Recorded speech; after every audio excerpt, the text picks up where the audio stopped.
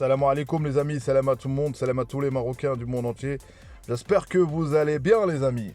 Cette vidéo va parler du Montakheb, c'est pas vraiment de l'actu, mais une pensée profonde de ma part concernant comment j'imaginerais, comment appréhender, parce que je pense que les échecs arrivent parce qu'avec on retient un syndrome, par exemple, voilà, des cauchemars concernant les cannes et tout, et ça ne veut pas dire qu'on va pas réussir. Imagine les scénarios, mais en parlant des scénarios, quand tu vois la data de Hakimi, c'est au top, c'est le meilleur, il n'y a pas de concurrence. Nena, il me parle de Koundé, c'est Koundé quoi. Al-Khannous, celui qui donne, qui donne de plus de passes dans la surface, c'est-à-dire voilà, qui fait partie des meilleurs, il est au top dans une équipe pas au top. Talbi qui a choisi au détriment de l'équipe belge. Je crois aujourd'hui, potentiellement pour un avenir d'un joueur, vaut mieux choisir, pour un binational marocain, vaut mieux choisir le Maroc. C'est Barry qui j'aimerais bien voir ce que ça va donner, Inch'Allah. Parce que lui, quand tu regardes ses buts, c'est des top buts avec le Montakheb. Voir ce que ça va donner. C'est pour ça qu'aujourd'hui, tu peux te permettre de faire une miniature avec des joueurs. Potentiellement, il y en a, ils n'ont pas encore joué, il y en a, ils ont déjà joué. Et en parlant de jouer, il y en a un qui ne veut pas jouer, qui veut vraiment donner de l'avenir pour l'équipe nationale. Ibrahim Rbej. Et le relationnel qui fait plaisir par rapport avec son papa et tout. Voilà, le Tamrabit, c'est ça. Il faut donner de Tamrabit. Apprenez le Darija, le Tashlihi, le Tarifi, le Tamr, tout. Tous les amis. On est des Marocains ou pas? Donc voilà les amis. Et voilà, les stades qui avancent, on dit la en Mauritanie. Franchement, que des nouvelles, que des bonnes nouvelles. Et si toi, t'es pas abonné, bah abonne-toi. Et like, surtout like et commente si tu as envie de débattre avec moi. Place à la vidéo. Donc les amis, pourquoi je voulais parler de ma pensée. Les amis, moi, pour moi, la CAN, si j'étais Walid, mais je ne suis pas Walid. Je pense que, après, on ne sait pas, on n'a pas tout. On n'a pas tout détaillé en conférence de presse, tu n'as pas tous les infos. Mais au-delà de ça, les amis, c'est que pour moi, il faut imaginer tous les scénarios, mauvais scénarios possibles. Il faut imaginer que quand tu es mené 2-0, comment tu vas faire? Comment tu vas réagir? Comment mettre des simulations des joueurs, les mettre dans ça? Les mettre comment on va réagir, comment on va interpréter les problèmes. C'est pour ça que j'ai dit, je le rappelle toujours, moi j'ai que ça comme référence en ce moment. Le match du Gabon, c'est pour moi, il n'y a que ça pour l'instant à prendre en référence. Voilà. C'est pour ça que les matchs contre la Tunisie ou le Bénin, c'est des équipes que potentiellement on a des échecs. Et on le sait les amis, on ne va pas encore en reparler. Donc quand tu imagines les scénarios, même dans la vie en général, ça ne veut pas dire que tu te mets la pression. Ce que ça veut dire, au moment que ça t'arrive, tu dois rester calme. Comme Al-General, un général en pleine bataille. Pourquoi on les appelle un général? Pourquoi on appelle c'est parce que voilà, il est capable de réagir dans les situations difficiles. Parce que quand ça se passe bien, tout roule.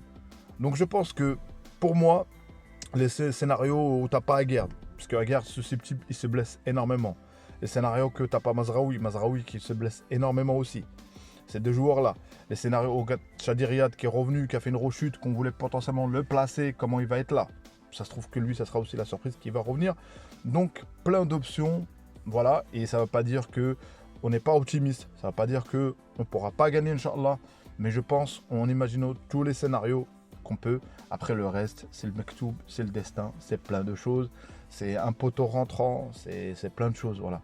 Mais quand tu fais ça, Inch'Allah, automatiquement dans la vie,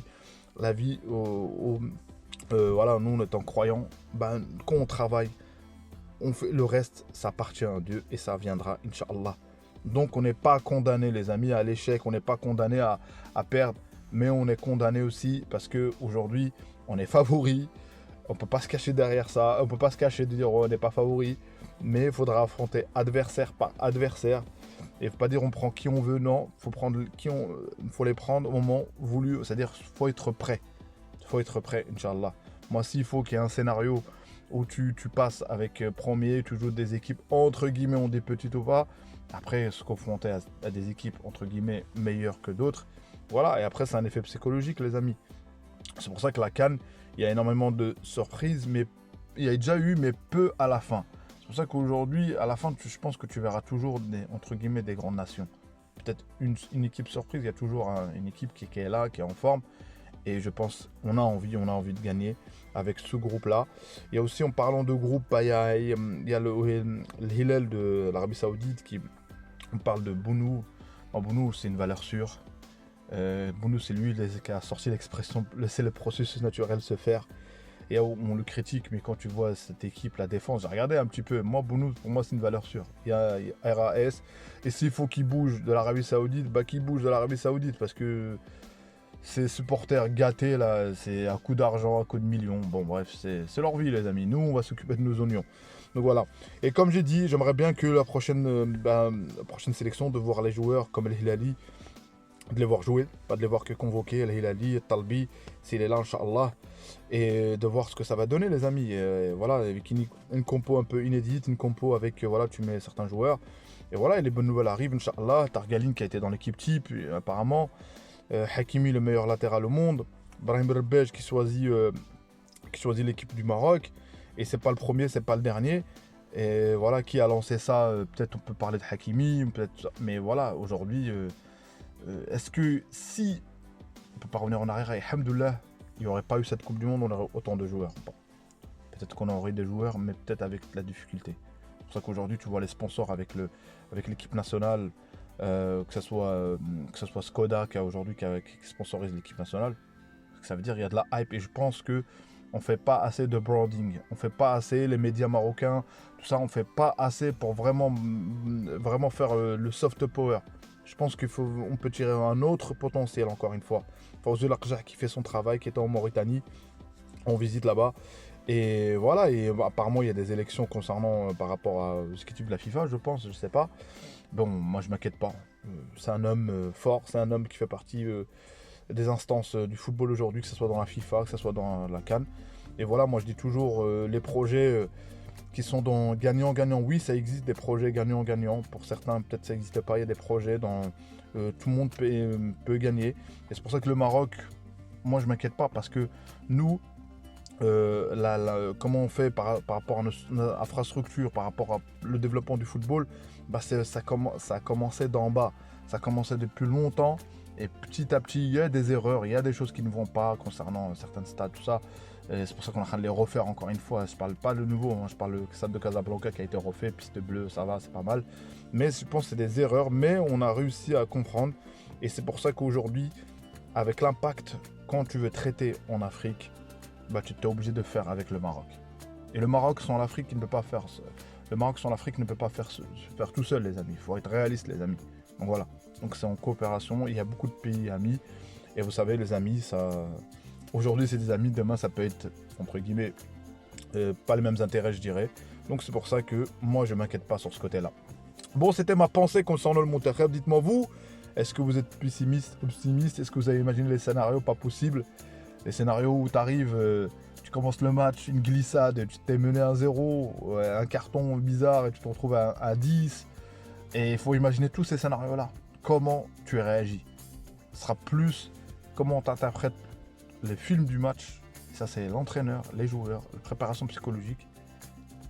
Et c'est l'équipe qui a réussi à maîtriser ça, les temps faibles aussi, tout ça. C'est l'équipe qui gagnera la CAN, Inch'Allah. J'espère que c'est notre pays, Inch'Allah. Donc voilà, les amis, hâte de voir l'équipe, hâte de voir cette équipe, une compo avec El Khannous, avec Sebari, avec Talbi qui est là. Hâte, et de voir aussi Brahim Berbej, est-ce qu'il va réussir vraiment son rêve? Inch'Allah, je le souhaite, parce que c'est pour nous, pour le Monterrey, pour lui, pour tout le monde. Et que donner aussi l'envie à d'autres joueurs de choisir l'équipe nationale. Et après, voilà, moi les amis, je sais qu'il y a plein d'argots, plein de fake news sur notre pays, sur de toutes choses, hein, sur aussi le fait dans le football, sur la CAN entre guillemets. J'ai déjà parlé de ça, ça sert à rien de parler, c'est une perte de temps, les amis. Donc nous, il faut qu'on avance, on se concentre sur nous-mêmes, sur nos forces, et je pense que c'est grâce à ça qu'on réussira, Inch'Allah. Donc merci à vous les amis pour le soutien, merci à vous pour la force, merci à vous pour tous les amis, pour vos commentaires. J'essaie de répondre à tous les commentaires que je vois, les amis. Et c'est grâce à vous que cette chaîne avance. C'est grâce au tout-puissant Dieu Allah subhanahu wa ta'ala. Donc, Dima Maghrib de Tanja Al-Gouira. Et abonne-toi, n'oublie pas, commente, like. Ciao, ciao!